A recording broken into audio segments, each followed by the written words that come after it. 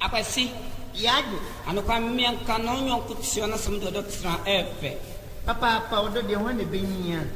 Eni anu mo ya no do yewo. Ye no do yewo. Ena mo wonti. Oni bansere mami akana sanie. Akwasi. Yago. Esina no Kwame atasem mu se na esi. Efisen. Adamfo ya boache. Do yi sika. Kwa hanum. No de man se Kwame je kokko asem gi se di enti. Odunti asawa. Eni anu ya no do yewo. Ye no do yewo. Ena mo wonti.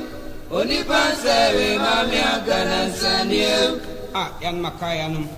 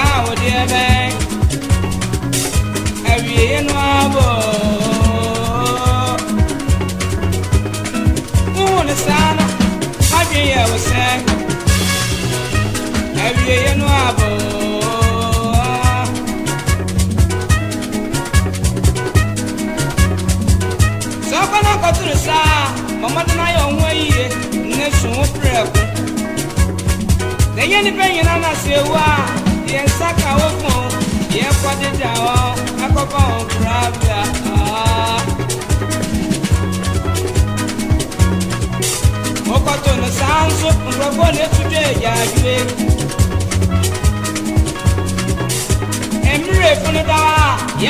Osamanbi mo Kunde su abusia fosu no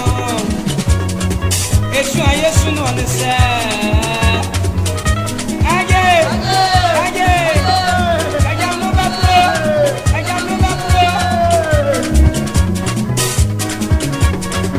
Yampanu ko Osamanbi Emre ade tu amene mu no Obi abewure kanche baby Ye beti sesu no mun mesu ebesu no Ayie